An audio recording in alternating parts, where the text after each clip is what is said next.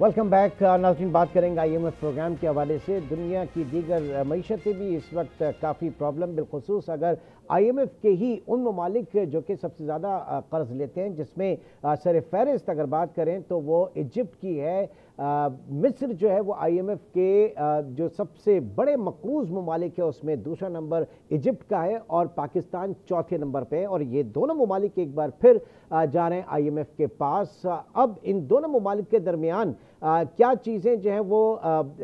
Similar हैं और कितनी मुख्तलिफ हैं और हमारे लिए क्या लेसन है इजिप्ट के हवाले से, इनके ऊपर मैं बात करूंगा। डॉक्टर आबिद सुलेहरी साहब जो कि सरबराह हैं SDPI के सस्टेनेबल डेवलपमेंट इंस्टीट्यूट के, इस वक्त हमारे साथ मौजूद हैं। बहुत शुक्रिया डॉक्टर साहब आपके वक्त का। सबसे पहले तो ये जानना चाहूँगा कि मिस्र इस वक्त IMF के जिस प्रोग्राम में जाना चाह रहा है उसकी वजूहात क्या हैं और उसका साइज क्या है, और एज कम्पेयर टू पाकिस्तान, क्योंकि आपने एक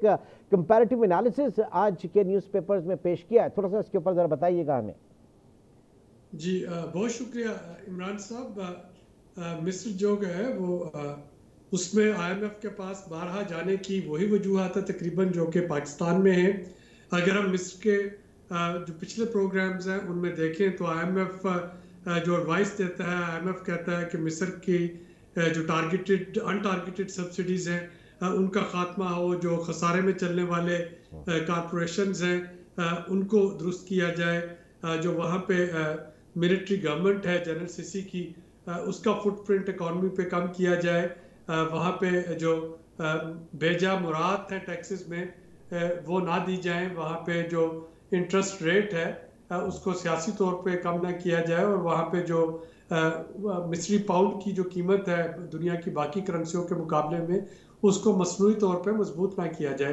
तो तकरीबन मतलब सर ये तो बड़ा मुझे लग रहा है कि कॉपी पेस्ट है, आप इजिप्ट निकाल के पाकिस्तान डाल दें, नथिंग डिफरेंट है। जी बिल्कुल, तकरीबन वही चीजें हैं जो कि पाकिस्तान में है। अब IMF के साथ जब मिस्र डील कर रहा था और एक प्रोग्राम जो कि 2022 में मिस्र ने IMF से लिया $3 बिलियन का, उसका पहला ही रिव्यू जो है वो स्टक हो गया, चूंकि जनरल सीसी की गवर्नमेंट जो है वो तमाम वो कमिटमेंट जो कि उसने की थी IMF के साथ वो पूरा करने में नाकाम रहा। लेकिन फिर हमने देखा कि IMF जो कि एक प्योरली टेक्निकल बॉडी है, यहाँ पे जियोपॉलिटिकल एलिमेंट जो है उसका भी बहुत बड़ा एग्जैक्टली मैं उसी तरफ आ रहा था कि जो मिस्र के केस में, इजिप्ट के केस में जियोपॉलिटिकल हालात जो हैं वो कई ज्यादा अहमियत का हामिल है उनकी इकॉनमी के लिए। जी बिल्कुल, और चूंकि मिस्र जो है वो इस वक्त इसराइल और गजा उसके साथ उसका बॉर्डर मिलता है, गजा के से अगर कुछ मुतासरीन जो है अगर उनकी नकल मकानी करना हुई तो वो मिस्र ही में हो रही होगी, और मिस्र जो है इस वक्त एक सालसी का किरदार अदा करने की कोशिश कर रहा है हमास और इसराइल के दरमियान। तो ये वो कुछ उसकी जियोपॉलिटिकल जो इम्पोर्टेंस थी वो एकदम से बढ़ी, और हमने देखा कि वो जो $3 बिलियन का प्रोग्राम जो कि स्टक था पिछले 2 सालों से, एकदम से उसको $8 बिलियन में कन्वर्ट कर दिया गया, उसमें इजाफा कर दिया गया, और मिस्र जो है वो उस $60 बिलियन का प्रोग्राम अब IMF से अडॉप्ट कर रहा होगा। उसकी जो एक पहली शर्त थी वो ये थी कि जो मिस्री करेंसी है उसमें 40% डिवैल्यूएशन की जाए। जो मिस्री पाउंड था वो एकदम से 30 से 50 पाउंड पर डॉलर पे आ गया। अब ये इतना बड़ा झटका था कि अगर इसको लिक्विडिटी इंजेक्ट किए बगैर किया जा रहा होता तो पूरी मिस्री मईशत जो है वो घुटनों के बल आ जाती, और वहां पे फिर UAE गवर्नमेंट जो है उसने एक रोल प्ले किया, और UAE की जो इक्विटी फंड्स है उन्होंने $35 बिलियन जो है वो मिस्र में इन्वेस्टमेंट का ऐलान किया। उसमें से $10 बिलियन तो ऑलरेडी मिस्र के सेंट्रल बैंक में रिजर्व्स के तौर पे मौजूद है, और $25 बिलियन जो है वो उससे रासुल हिकमा एक बीच सिटी है, तकरीबन 70 किलोमीटर की जो है वो स्ट्रिप है, जो कि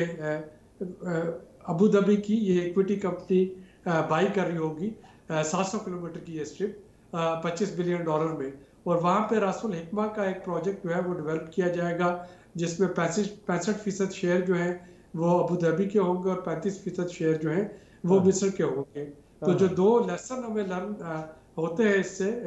पहला लेसन तो ये है कि जियोपॉलिटिकल इंपॉर्टेंस के बगैर IMF जो है वो आपको बड़े लोन नहीं देती, ऑफर नहीं करती जितने के पाकिस्तान को चाहिए। और दूसरा ये कि जो दोस्त ममालिक से हम सेंट्रल बैंक में डिपॉजिट्स जो हैं वो रखते हैं, उनको रोल ओवर भी कराते हैं। अल्टीमेटली किसी ना किसी दिन उनके बदले में मुल्कों को अपने एसेट्स जो हैं वो देना होते हैं,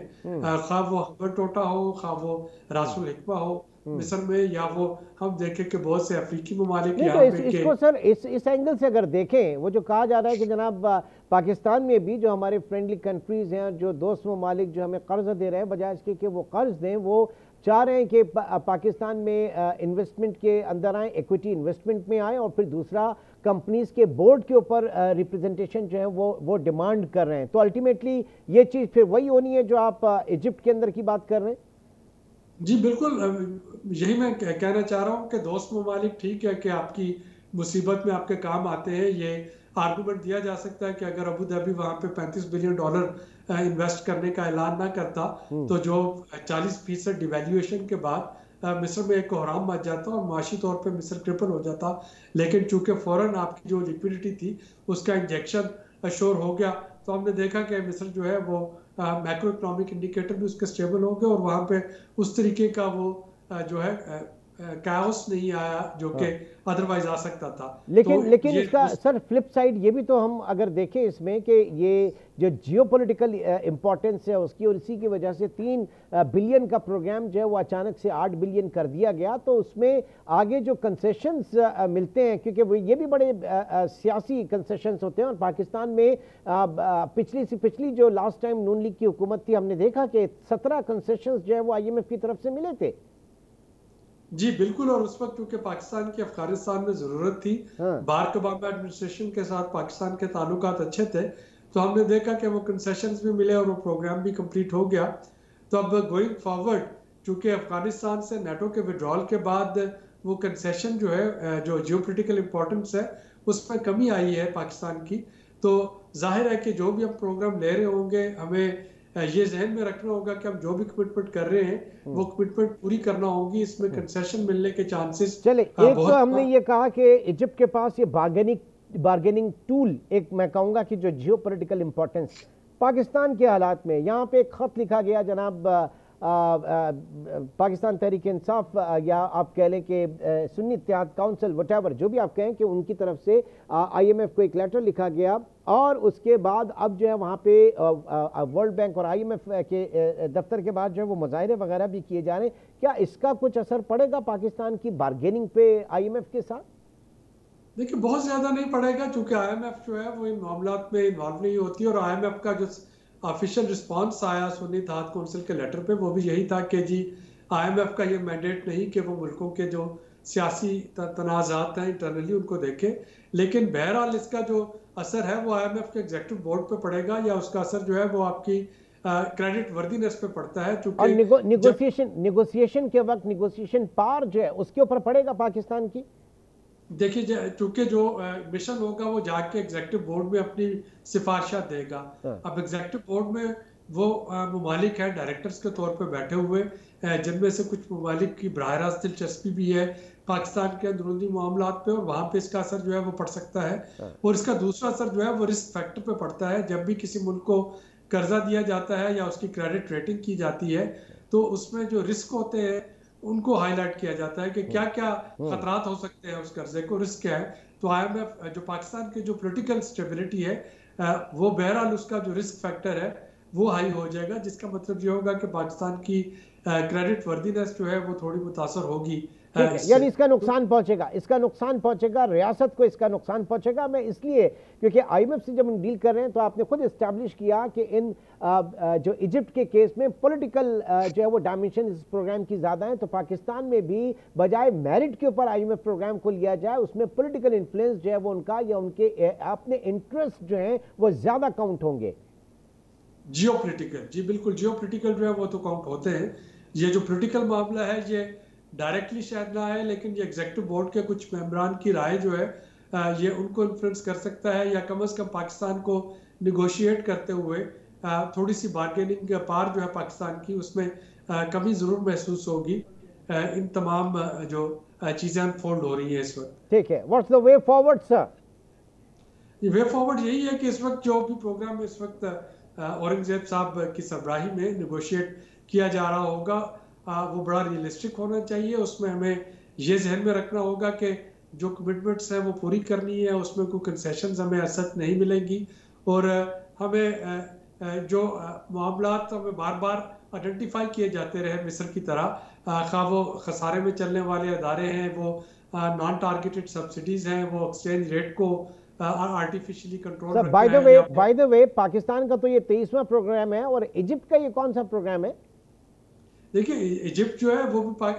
अर्जेंटीना के बाद जो फ्रीक्वेंट बोरोअर्स है उनमें आता है, और इसीलिए वो दूसरा बड़ा मुल्क है जो कि नहीं, लेकिन आईएमएफ तो हमेशा यही कहता है ना, अब अपनी इकोनॉमी को डिसिप्लिन करें, मुआशी क़िबला दुरुस्त करें, तो वहां पे भी उसका कोई बस नहीं चल रहा और वो लैंड किए जा रहा है। देखिए, चूंकि आईएमएफ एक लेंडर है और लेंडर जब तक अगला कर्जा नहीं देगा वो पिछला कर्जा उसकी वापसी उसके लिए बड़ी मुश्किल हो जाएगी। ये वही थी जो कि पुराने जमाने में जब सूद पे कर्जा लिया जाता था अफराज से, तो वो इसी वजह से मजीद कर्जा दिए जाते थे कि अच्छा जी आप रिटर्न देते जाएं जो इस पे। ठीक है, बात यह है कि आईएमएफ न सिर्फ लेंडर बल्कि lender of the last resort है, और जब lender of the last resort है तो फिर सूरत हाल इसी तरह की होती हैं, पेचीदगियां इसी तरह की होती हैं। बहुत बहुत शुक्रिया, आबिद सुलैरी साहब हमारे साथ मौजूद थे। अब देखना यह है कि ये तमाम चीज़ें जो आईएमएफ के दफ्तर के बाहर हो रही हैं, जो और पाकिस्तान को कर्ज देने की जो शराइत रखी जा रही है, ये रियासत के लिए कितनी नुकसानदेह साबित हो सकती हैं। आज के प्रोग्राम से इतना ही, इंशाल्लाह आपसे फिर मुलाकात होगी। अपना बहुत ख्याल रखिएगा। अल्लाह हाफ़िज़।